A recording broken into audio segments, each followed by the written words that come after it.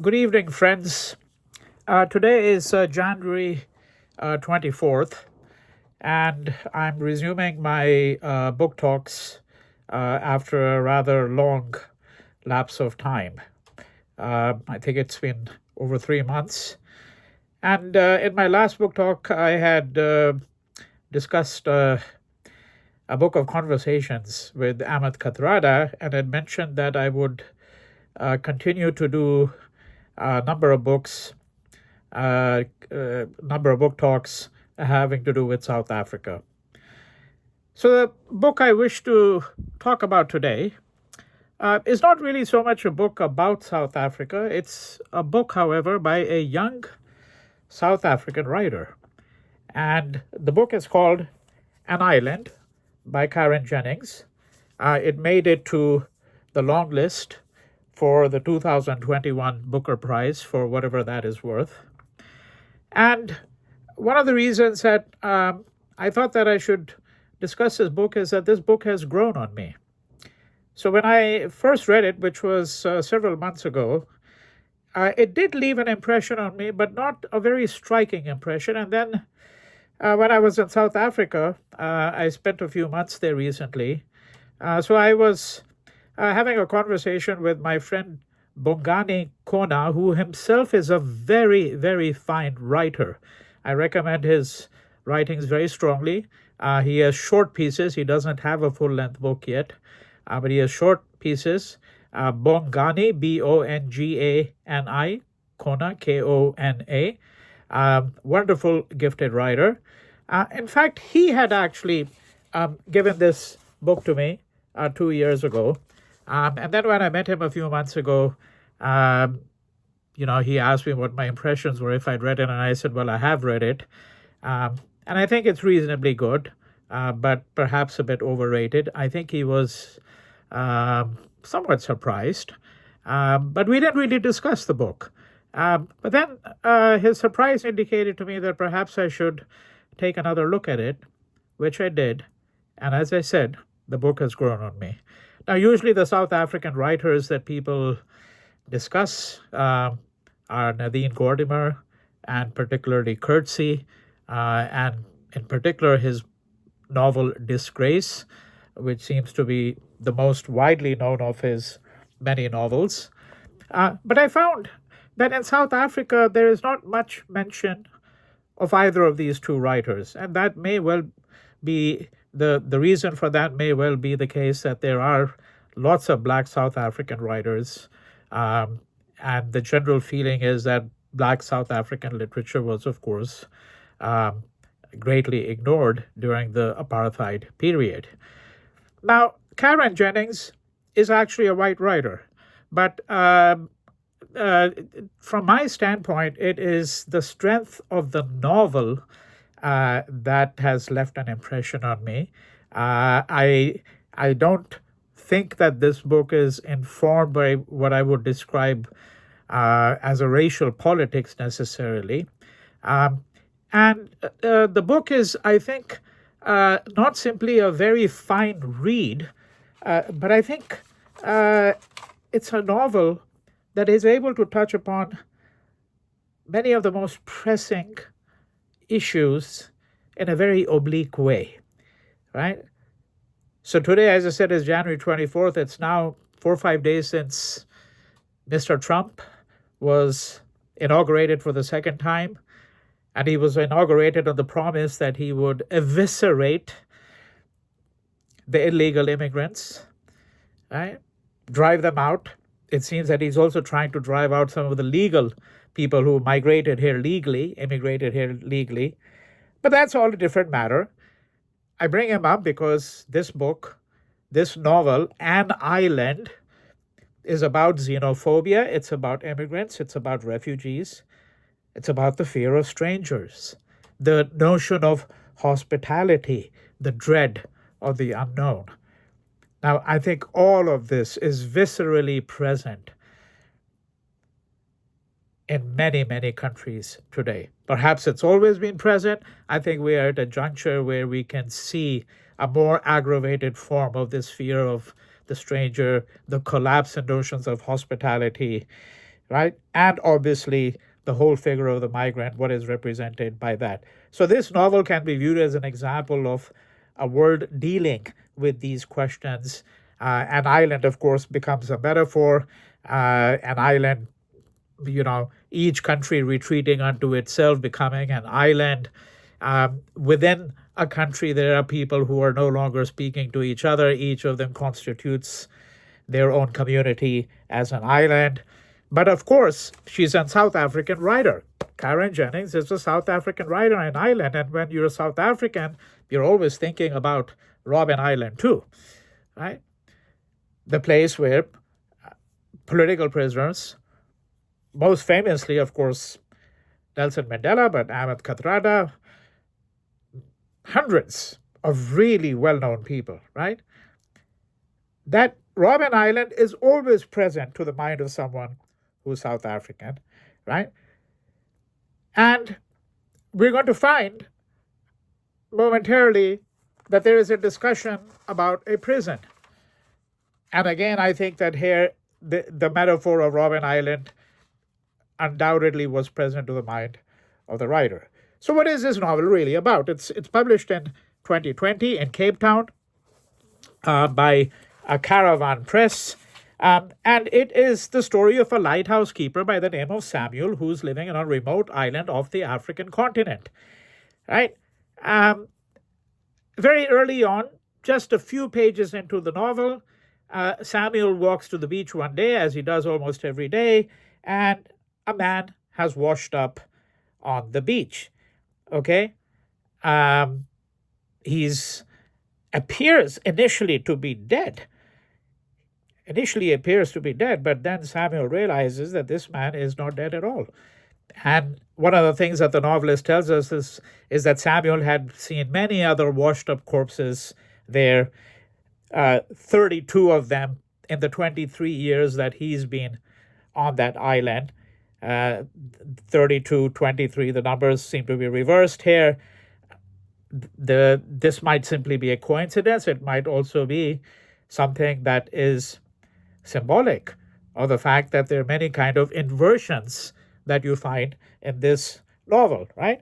So on the main island, right? On the main island, so that would be, so if you really thought of that this was a book about Robben Island, I'm not suggesting that it's a book about Robben Island. I'm saying the shadow of Robben Island is on this book, on the author, and Robben Island is in some ways always present to the minds of people with a political imagination in South Africa, right? So on the main island, that would be South Africa, is someone called the dictator, right? Now, the novelist says that initially, that the first few years that Samuel was there, the government, that is, that people representing the dictator, working for the dictator, would actually come to the island where Samuel is working as a lighthouse keeper, right? And few months after they start coming, they want to know the color of the bodies that are being washed up on the shore, okay? Because if they happen to be refugees from another color, that is, if they're of a different color, then Samuel is told that the dictator wants to know, right? He wants to know where these refugees are coming from, right? And that's why the color of their skin is important, right? A little detail here, but quite an interesting one, right? So then one day, this body washes up, and lo and behold, this man is actually alive. So Samuel actually puts this body in a wheelbarrow, and then he drags him to the home where he is staying on that island, and dumps the body on a carpet. Okay, and Samuel is entirely uncertain of what to do with him, and then he finds out that this man actually comes from a place that where a language is spoken that he's entirely unfamiliar with, and the two of them have no way of conversing with each other. So they speak very different languages, right? All right. Now, the way the novel unfolds is to try to suggest the kind of anxieties that this man generates in Samuel, right? Because he's now sort of rescued him, and they don't have a way of communicating with each other. But clearly, this unnamed man, right? And that's important, that the refugee, the immigrant, the man who's been washed up, he's not named, right?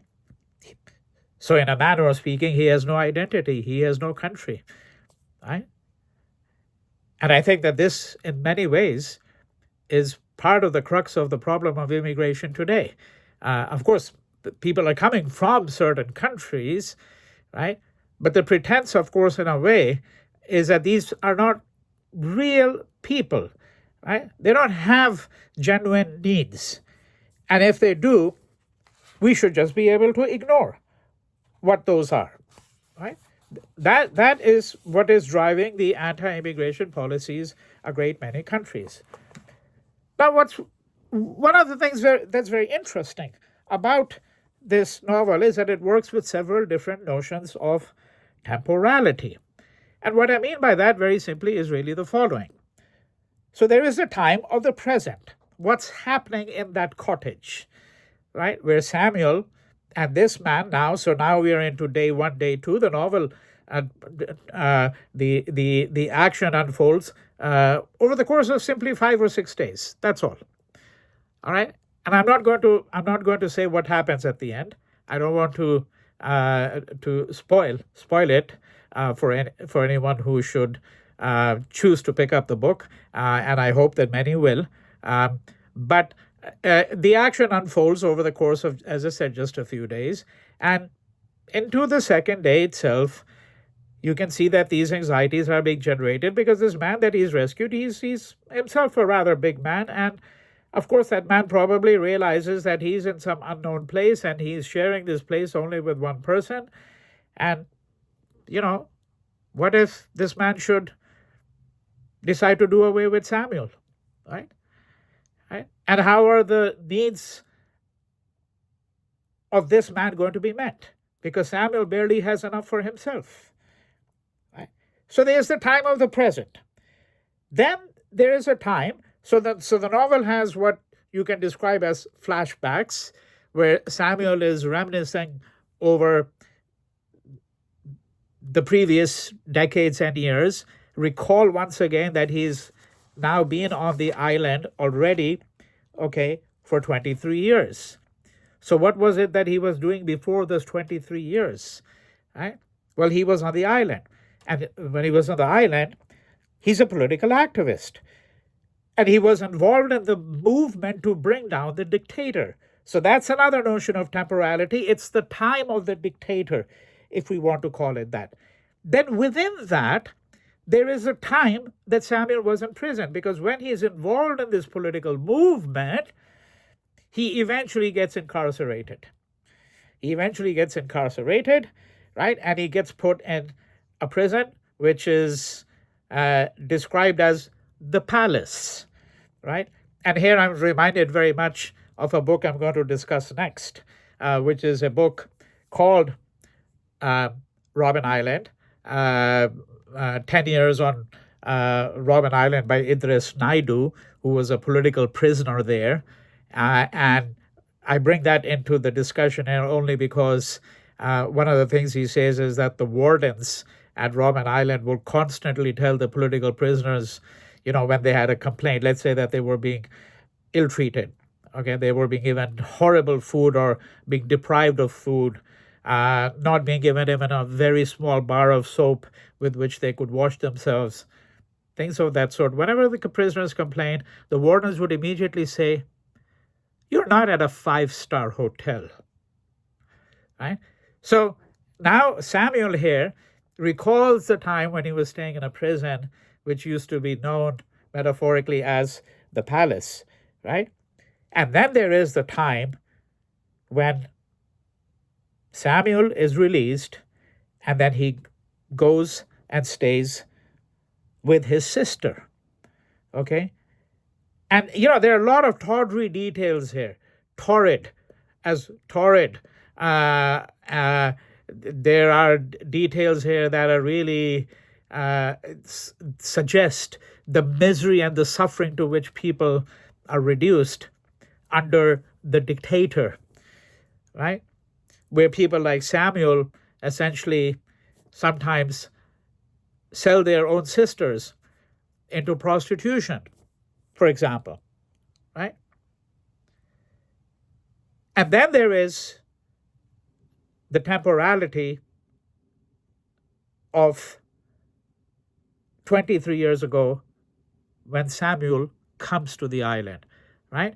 So if you're thinking about the flashback sequences, right? So there's the present, then there's a time when he was involved as a student activist, okay, in political activity.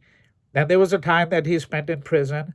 There was a time when, once he's out of prison, a substantial period of time which he spends with his sister, and then the time when he comes to the island. All right? And in some ways, you can say that this novel is really an exploration of the political culture of some unnamed country.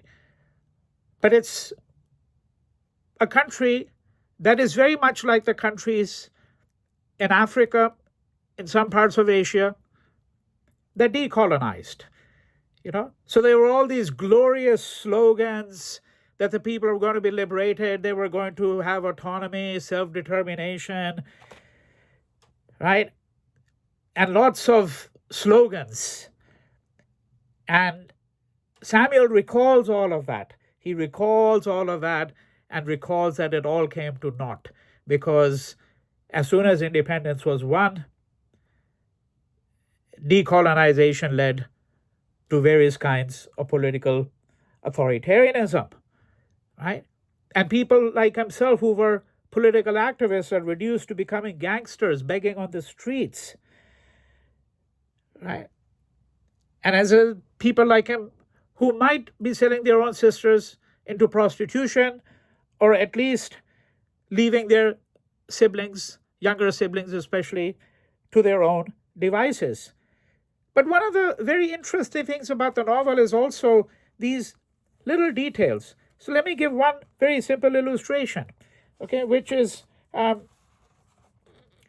page 37. All right. So this is how the paragraph reads. The other world had vanished behind them, and here in the city at the gray intersection where he begged alongside his sister, right? So this is after decolonization has started, right? Where he begged alongside his sister and a blind lady known as Mama Blue, he watched people passing bright and glimmering against a background dull as newsprint. Vast cars drove by carrying white-suited men, their pale wives holding handkerchiefs to their noses. There's still lots of white people there, right? So this also suggests, of course, that this is indeed a country like South Africa, which had a large black population, but there was, an elite white population, of course, the dominant population, both of the English and the Boers, right? Vast cars drove by carrying white-suited men, their pale wives holding handkerchiefs to their noses. That little detail. All right, I'm going to comment on that in just a moment. Men who had been sent by the crown to rule and enforce order. Their cars were accompanied by guards on motorcycles when they weren't riding. These guards followed their madams and bosses, carrying parcels, nudging people out of the ways, swearing at the beggars that tried to follow. I think almost all of us can sort of visualize this, right? Understand this kind of description, right? And going back to the handkerchief, right? Their pale wives holding handkerchiefs to their noses. That small little white handkerchief being held by a white woman, right? It's been a motif in so much literature, right? Think of Othello, of course, right? It's Desdemona's, Desdemona and the handkerchief, right? Which is a symbol that has a pivotal importance in how Othello, the play, unfolds. And very recently, for example, I watched a film by Fritz Lang, a film noir called Blue Gardenia. And here again, lot pivots on the handkerchief dropped by a woman. All right? Right? So there are these little details which suggest to me that the writer is someone who's very observant, right? And who understands the dynamics, not only the political dynamics, the socio-cultural dynamics that unfolded both during the period of colonization and then decolonization, and then, a certain kind of indigenous political authoritarianism which is overthrown and then yet again substituted by another form of authoritarianism, right? So this is really what the novel is about. It's about this lighthouse keeper. It's about this island, which is off the coast of a major country. The country, as I said, is unnamed, and it's both about the political life of Samuel, right, who is the principal protagonist, the only one who's really fundamentally named. Of course, there are other characters who are named. His sister is named, mother is named, and so on. But within the island itself, right? Samuel is someone who is living at a time when xenophobia is very much present, right? That's the context in which this story plays out, right? And I want to reiterate what I'd mentioned before, that we can think of it as an oblique commentary, okay, on our present culture, on xenophobia, on the fear of the stranger. This man washes his body, washes ashore, and he's alive. And incidentally, there's so many stories in a way of that kind, right? People whose bodies wash up and then some of them are actually alive. In the hundreds of thousands of stories of, for example, Syrian refugees over the course of the last 8 or 9 years, right? So xenophobia, the fear of the stranger, the dread of the unknown. Why is it that it's so difficult for people to be hospitable to others, right? All of that, right? And I want to reiterate also that there's a section where, he talks about the fall of the dictator, and then, you have a kind of a parliamentary system then, and then people start to long for the days of the dictator because under a democracy there's chaos, right? There's uncertainty. Sometimes you like the firm hand of the dictator. Right? So it's a discussion also about political regimes and how it is that we think about successive political regimes in places such as Asia and principally Africa. All right? Thank you very much.